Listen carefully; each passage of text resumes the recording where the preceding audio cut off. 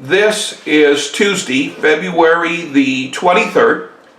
I had said yesterday that there were three strong Mexican leaders during the 19th century. The first was this man, Santa Anna de Lopez. Now, I think we've gone over several of these slides in class yesterday. We're just doing a bit of a backtracking. Santa Anna is concerned about the number of Americans who are migrating into a part of Mexico called Texas. He is going to go to Texas to force the Americans out because they're not abiding by the Constitution. He wins at the Alamo, but he loses at San Jacinto. We know that in the 1830s, Texas, now an independent country, wants to become part of the United States. They are unable because Texas would imbalance the Senate. The United States is going through a time of manifest destiny, the belief that God has chosen the American people to rule from sea to shining sea. Now, manifest destiny is going to be used against the Mexicans in what we call the Mexican-American War. In the 1840s, Santa Anna is the leader of the Mexicans. James K. Polk is the leader of the United States. And there's going to be a disagreement as to where America ends and Mexico begins. We believe it's the Rio Grande River. Mexico believes that it is the Brazos River. A war will develop. Americans under Generals Taylor and Scott will capture the northern part of Mexico, Mexico City, and Santa Anna will be forced to give up the Mexican Cession. Now, the Mexican Cession is a large chunk of property. It is California, Nevada, Utah, Colorado, Arizona, and New Mexico. Now, it is because of this defeat that Santa Anna will go into exile, and Mexico will be looking for a new leader. This video here talks about what happens to Mexico during the Mexican-American War. In the 1850s, Benito Juarez, a well-educated Indian, will call for land reform in Mexico. He talks about taking land away from the Catholic Church. Since he is not taking land away from the Creoles support Benito Juarez. A power struggle is going to develop. Juarez is going to be victorious, but in winning the leadership of Mexico, he creates a great debt. The debt is with France, and Juarez had used the money to purchase new weapons. When Juarez could not pay off its debt, France is going to send an army to collect the debt, led by Austrian Maximilian. The French troops will collect the debt. Now, the United States did nothing because at this time, the United States is involved in a civil war. Now, after the Civil War is over, President Andrew Johnson is going to invoke the Monroe Doctrine. Now, the Monroe Doctrine is where American soldiers are used to drive foreigners out of Latin America. Fearing that American troops would come across the border, the French are going to withdraw all of their troops.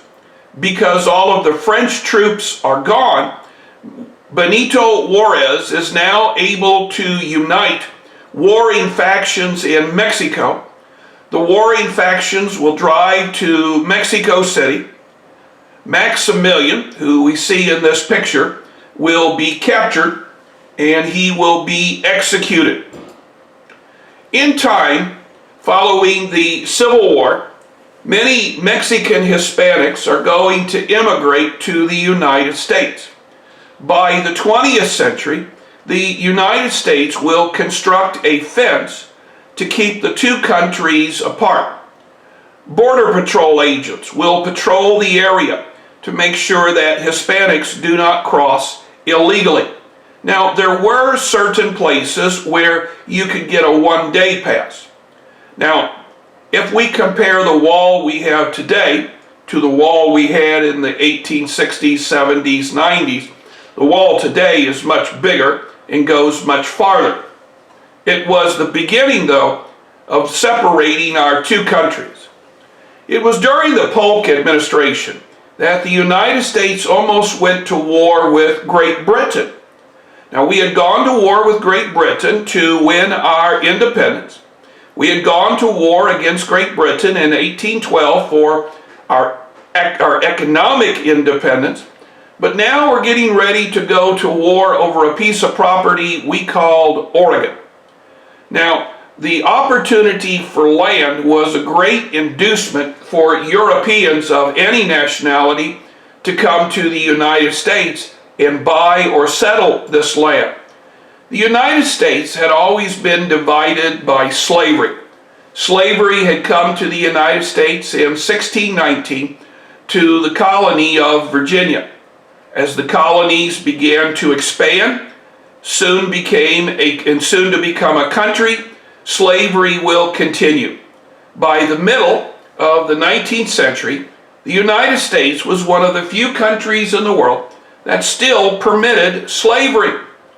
States that depended upon cotton as its chief agricultural product said that economically they could not survive without slavery. The United States was going through a religious movement called the Great Awakening, and most of the ministers are going to preach equality for all people.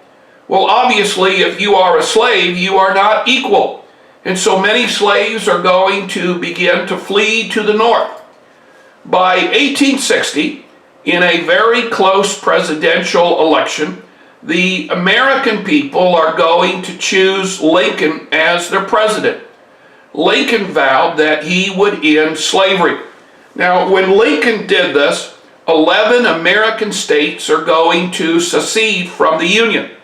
From 1861 to the spring of 1865, states of the United States will fight states of the United States, or what we call a civil war. In April of 1865, the northern states, which called themselves the Union forces, will defeat the southern states, which call themselves the Confederate forces. The 13th Amendment to the U.S. Constitution was passed. This made slavery unconstitutional.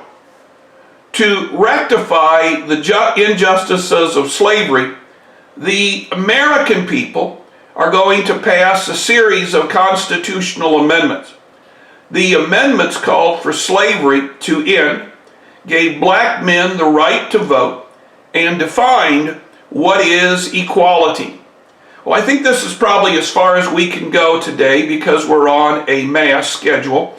So a reminder that if you are watching this video because you are not in class, you need to do the walkout worksheet that is found on the Google Classroom.